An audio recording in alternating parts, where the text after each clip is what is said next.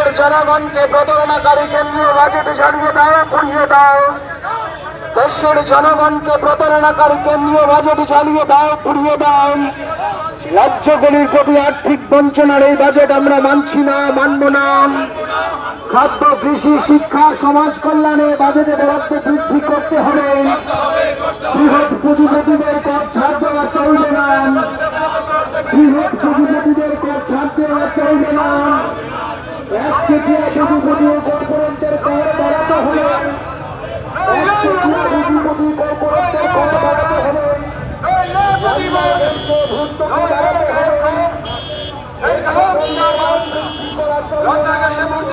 বৃদ্ধি করতে হবে। রান্নার গ্যাসের বৃদ্ধি করতে হবে। পেট্রোলের দাম বৃদ্ধি করা চলবে না। পেট্রোলের দাম বৃদ্ধি করা চলবে না। রেগায় বরাদ্দ বিলম্বে বৃদ্ধি করতে হবে। রেগায় বরাদ্দ বিলম্বে বৃদ্ধি করতে হবে। বিমায় 100% বিদেশি বিনিয়োগ চলবে না। বিমায় 100% বিদেশি বিনিয়োগ চলবে না। ইনকলাব জিন্দাবাদ, ইনকলাব জিন্দাবাদ। সিপিআইএম দিচ্ছে না। কেন্দ্রীয় সরকারের জনবিরোধী বাজেটের প্রতিবাদে জনগণ গর্জে ওঠেন। কেন্দ্রীয় সরকারের জনবিরোধী বাজেট মানছি না, মানব না। কেন্দ্রীয় সরকারের জনবিরোধী বাজেট মানছি না, মানব না। বিমায় 100% বিদেশি বিনিয়োগ চলবে না। বিমায় 100% বিদেশি বিনিয়োগ চলবে না। দ্রব্যমূল্য বৃদ্ধি করে কেন্দ্রীয় বাজেটের বিরুদ্ধে জনগণ গর্জে ওঠেন। দ্রব্যমূল্য বৃদ্ধি করে কেন্দ্রীয় বাজেটের বিরুদ্ধে জনগণ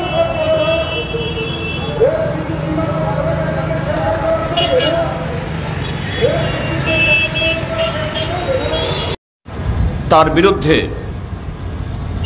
আজকে তাৎক্ষণিকভাবে আমাদের পার্টির সদর মহকুমা কমিটির আহ্বানে যারা এই প্রতিবাদ মিছিলে সামিল হয়েছেন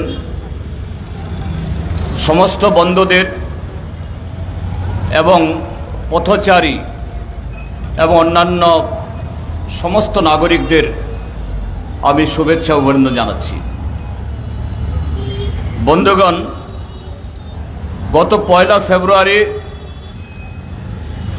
যে বাজেট পেশ হয়েছে ইতিমধ্যে সারা দেশের মধ্যে আনাচে কানাচে সমস্ত অংশের মানুষ তার উপর চর্চা শুরু করেছেন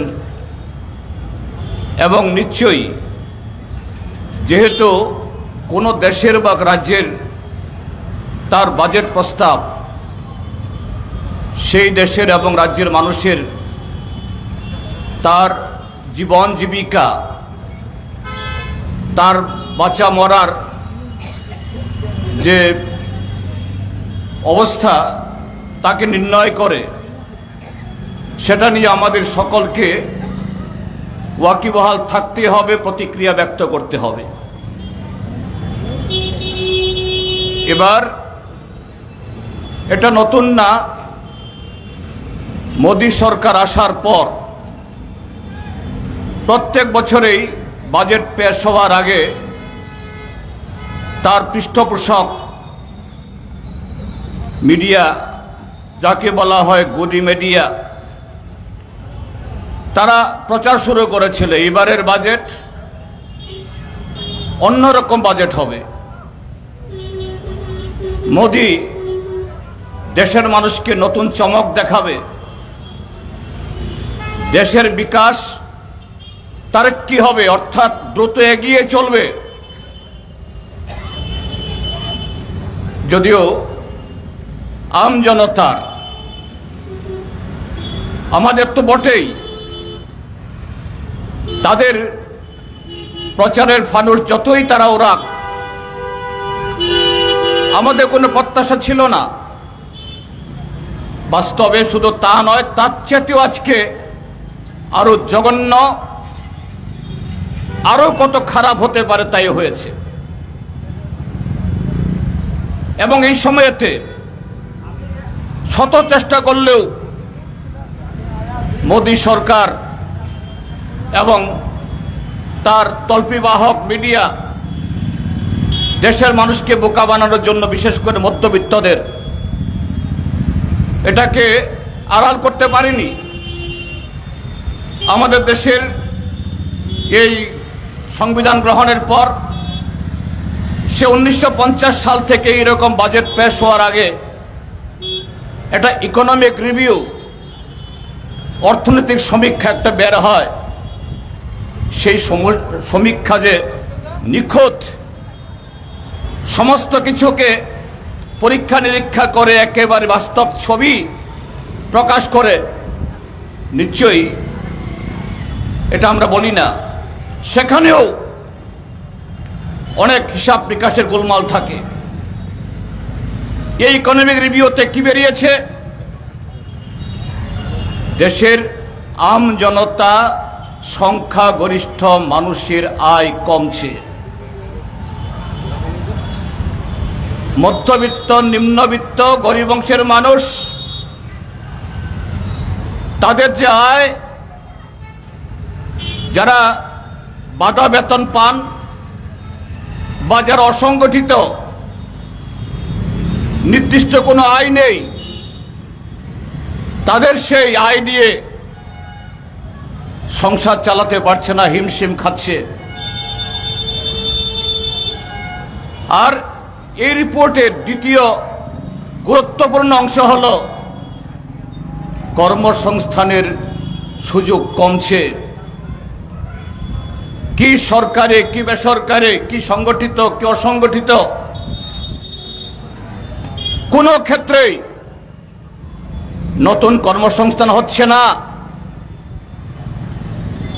তারই ভিত্তিতে বা তারপরেই এই বাজেট পেশ হলো। রেডিও, টেলিভিশন সব সরকারের নিয়ন্ত্রণে, পুঁজিপতিদের তল্পিবাহক, নানা প্রচার করছে। কিন্তু ঘটনা কি? বাজেটকে দুভাবে দেখতে হবে। একটা হলো অঙ্কের হিসাবে, গেল বছর কত বরাদ্দ ছিল, কত খরচ হয়েছে, আর আগামী বছর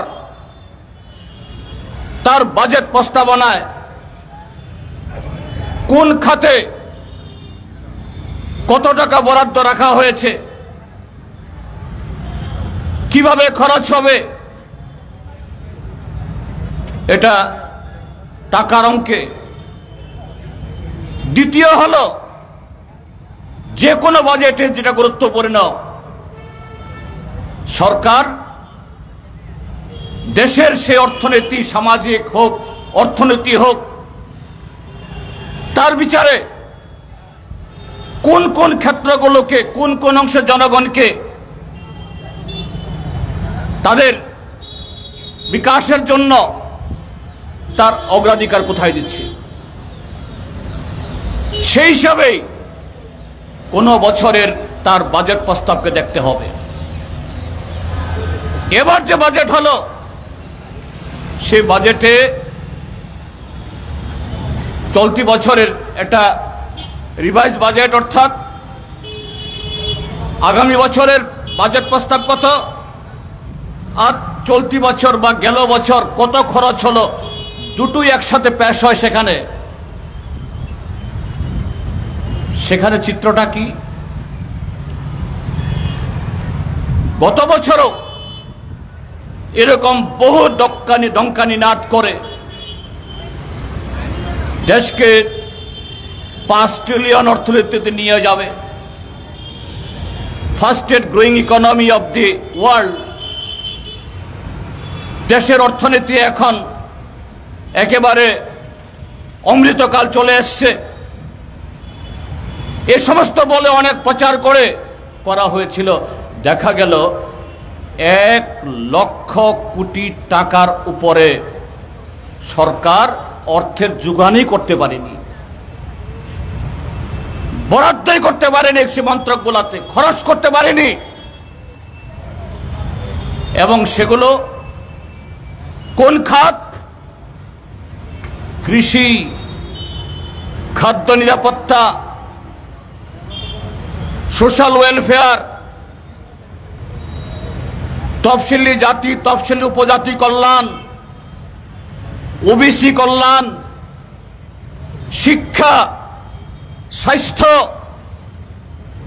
এই সমস্ত খাতগুলোতে 2024-25 অর্থবর্ষ অর্থাৎ এই যে চলতি অর্থবর্ষে 1 লক্ষ কোটি টাকা সরকার বরাদ্দ করেনি, অর্থাৎ এই টাকা আসবে না। কিন্তু গেল বাজেটের পর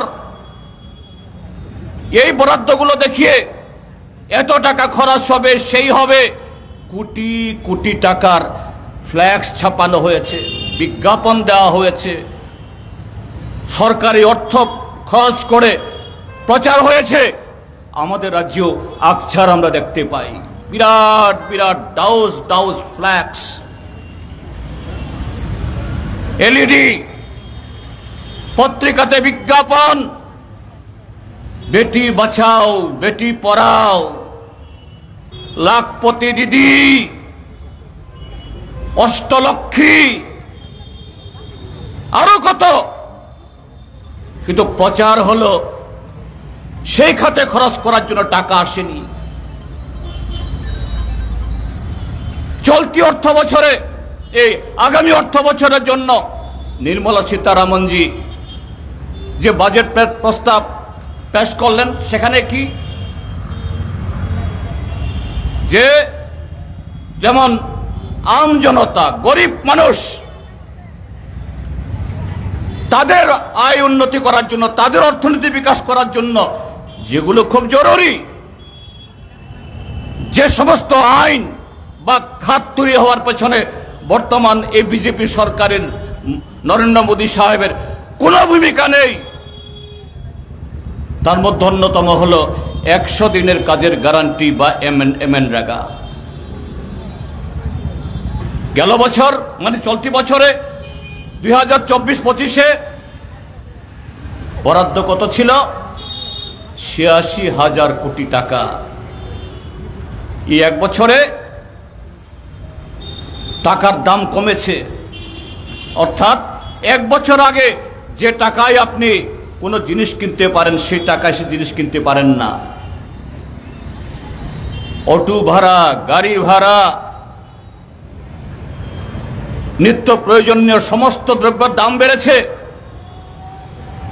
কাজেই টাকার অঙ্ক এক থাকলেও সেই টাকা দিয়ে আপনি সেই জিনিস কিনতে পারেন না, সে টাকায়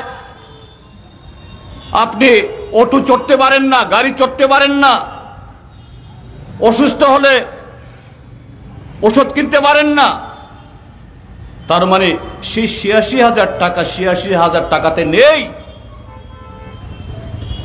এটা কমে গেছে। তাহলে আগামী বছরের জন্য যদি আপনি সেই জায়গাতে কাজ করাবেন তত শ্রম দিবসের, আপনি যদি সেই 86,000 টাকায় বরাদ্দ করেন, এটা কমলো। ন্যূনতম আপনাকে 15 থেকে 20% বাড়াতে পারলে গত বছরের কর্মসংস্থান আপনি অ্যাচিভ করতে পারেন। কিন্তু ঘটনা কি? ঘটনা হলো এই চলতি অর্থ বছরে এমনিতে কোনো কাজ তো দেই না, 100 দিনের কাজ তো হয়ই না, দেওয়াই হয় না। যতদিনের কাজ হয় এই ত্রিপুরা রাজ্যের মধ্যেও 35 থেকে 40 দিন গড়ে। এই চলতি বছরের বরাদ্দে এদের সবার মজুরি দেওয়া যাবে না। এই মজুরি দিতে গিয়ে আগামী অর্থ বছরের টাকায় গিয়ে ভাগ বসাতে হবে,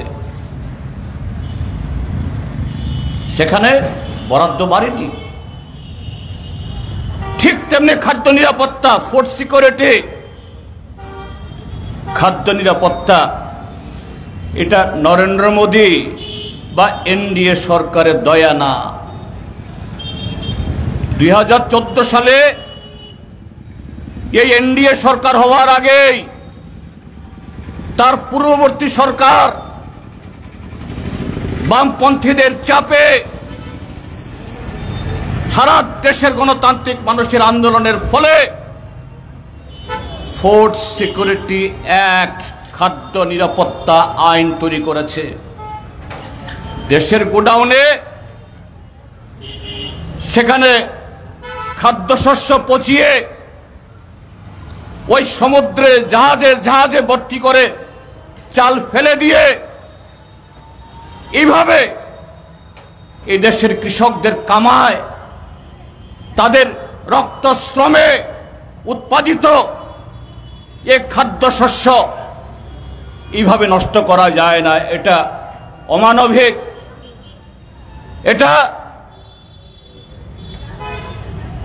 প্রকৃত যে দেশের মানুষের প্রতি বিদ্রোহ করা। কাজেই খাদ্য নিরাপত্তা আইন হয়েছে। সেই খাদ্য নিরাপত্তা আইনের কারণেই নরেন্দ্র মোদী সরকার বাধ্য হয় 5 কিলো করে চাউল দেওয়ার জন্য। আর এটা নিয়ে তারা বড়াই করে মোদী সাহেব দিচ্ছে। গেল বছরও এই খাদ্য নিরাপত্তা আইনে যত টাকা বরাদ্দ হওয়ার কথা হয়নি, এবার আরো কমিয়ে দিয়েছে। আপনারা আমাদের দেশের অন্নদাতা কৃষকদের সে ঐতিহাসিক বছর ব্যাপী সে আন্দোলনের কথা জানেন। 750 কৃষক আত্মবলিদান দিয়ে নরেন্দ্র মোদী সরকারকে নাকে খত দিতে বাধ্য করিয়ে 3টা কালো আইন প্রত্যাহার করতে বাধ্য করিয়েছেন। সে কালো আইন প্রত্যাহার সময়েতে কৃষকদেরকে 14টি প্রতিশ্রুতি দেওয়া হয়েছিল। সংযুক্ত কিষাণ মোর্চা বা সম্মিলিত কৃষকদের তাদের দাবি অনুসারে মিনিমাম সাপোর্ট প্রাইস, ঋণ মুকুব সহ 750 যে কৃষক এই আন্দোলনে আত্মবলিদান দিল, তাদের ক্ষতিপূরণ, তাদের স্বীকৃতি এবং এই কৃষকের উপরে গাড়ি চালিয়ে যে মন্ত্রী এবং তার পুত্র জঘন্য অপরাধ করল, তাকে আইনের আওতায় আনা হবে, তাকে শাস্তি দেওয়া হবে। আজকে প্রায় 2-2.5 বছর চলে গেল। সেই 14টি প্রতিশ্রুতি লিখিতভাবে ভারত সরকারের আধিকারিক তার শিলছাপ্পর মেরে দিয়েছে। আজ পর্যন্ত এটাকে যে মেলে ধরা হয়নি। আর সেই প্রতিশ্রুতি যদি পালিত হয়, তার প্রতিফলন হবে বাজেটে। সেখানে মিনিমাম সাপোর্ট প্রাইস, সার ঔষধে ভর্তুকি, আরো নানাভাবে এই বাজেটে এই অন্নদাতাদের জন্য কিছু নেই। সে বরাদ্দ কমিয়ে দেওয়া হয়েছে। শিক্ষা, স্বাস্থ্য সমস্ত ক্ষেত্রেতে গত পরশুদিন কি তার আগের দিন রাজ্যসভাতে মাননীয়া জয়া বাধরে, সমাজবাদী পার্টি রাজ্যসভার এমপি উত্তরপ্রদেশ থেকে, তিনি একটা হৃদয় বিদারক বক্তব্য বা আবেদন রেখেছেন দেশের মাননীয় উপরাষ্ট্রপতি তথা রাজ্যসভার চেয়ারম্যান কাছ থেকে। স্যার, হয়তো আমার অপরাধ হচ্ছে,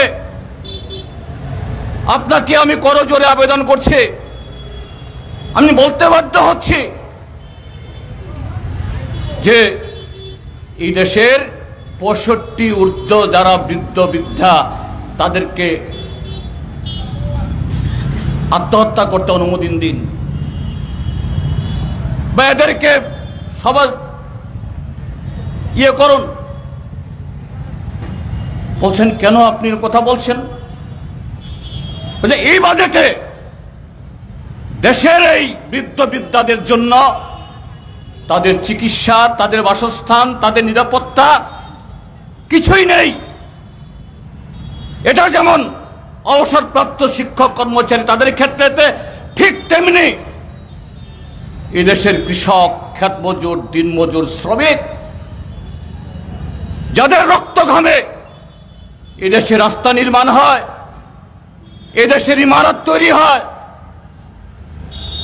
অর্থনীতি তৈরি হয়, এই বাজেটে এই বৃদ্ধ বিদ্যাদের জন্য, প্রবীণদের জন্য কিছু নেই। এ হলো বাজেট। কোন রাজ্যের বা লোকসভা নির্বাচন আসলে আমরা দেখি আরএসএস, বিজেপি বা তাদের শরিক দলগুলো জনজাতি মেলা, দলিত মেলা, নারী মেলা, শিশু মেলা, কত ধরনের মেলা করে। শিশুদের জন্য, বাচ্চাদের জন্য। সেই ক্ষেত্রেতেও কি ধরনের দ্বিচারিতা! গেল বছর আমাদের দেশের দলিত অর্থাৎ শিডিউল কাস্ট, যারা জনসংখ্যার 15%, তপশিলি উপজাতি তথা শিডিউল ট্রাইব, তাদের জনসংখ্যা 2011 সেন্সাস অনুযায়ী 7.5%।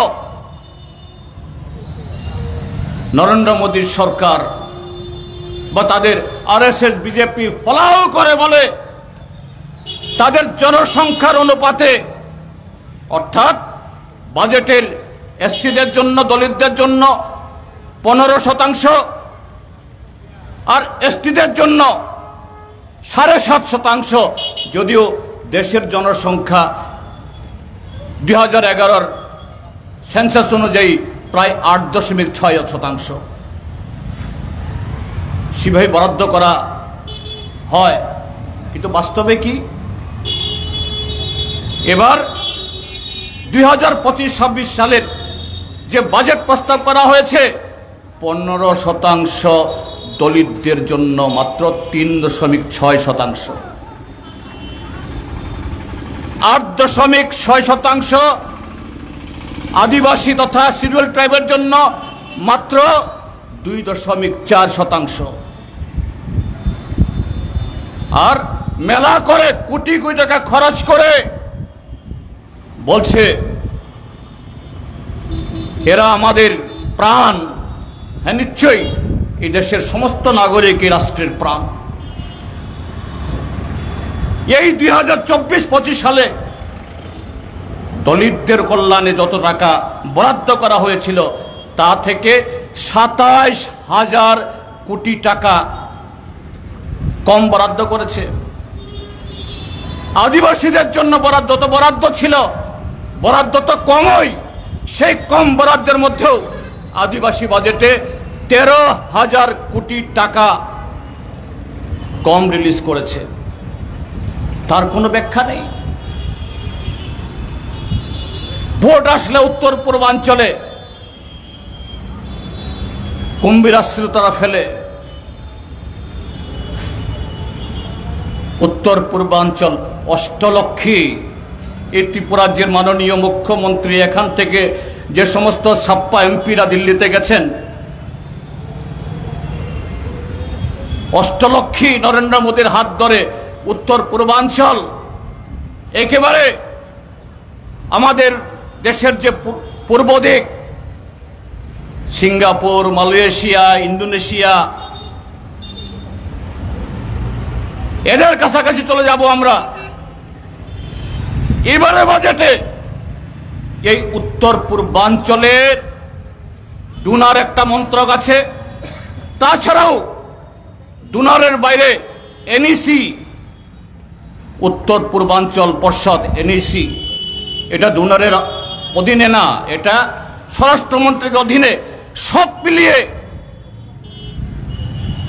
যত বরাদ্দ হয় এবার 13,000 কোটি টাকা কম বরাদ্দ করা হয়েছে। কিন্তু প্রচার কাজে বন্ধুরা, আমরা এই বাজেটকে সমর্থন করতে পারি না, আমাদের প্রত্যাশাও ছিল না। এটা সম্পূর্ণ জনবিরোধী এবং কর্পোরেটদের দূষণ করার জন্য। এখানে কমরেড সুভাষিস বলেছে,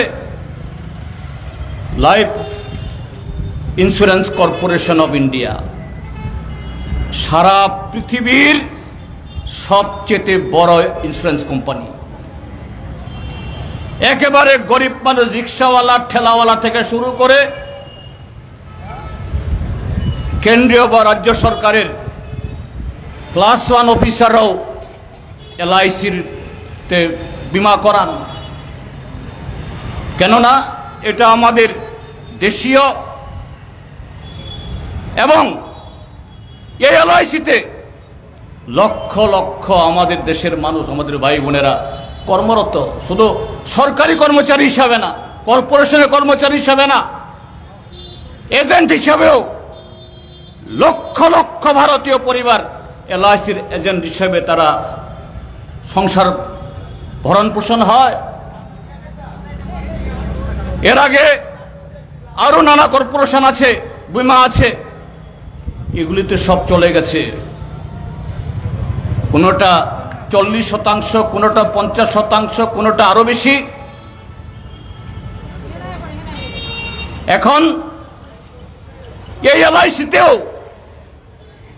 বিদেশি বিনিয়োগ ডাইরেক্ট, এই কি জানি বলে এটাকে, মানে বিদেশি বিনিয়োগ করার সুযোগ করে দিয়েছে। তার মানেটা কি? FDI, foreign direct investment. তার অর্থ হলো আমাদের দেশের ছেলে মেয়েরা নতুন করে চাকরি পাবে না, এজেন্টরা সুযোগ পাবে না।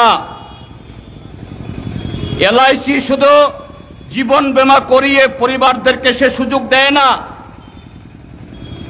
এই LIC তার যে গচ্ছিত অর্থ জনগণের, এই টাকা সরকারের বিভিন্ন কর্পোরেশনকে ঋণ দেয়,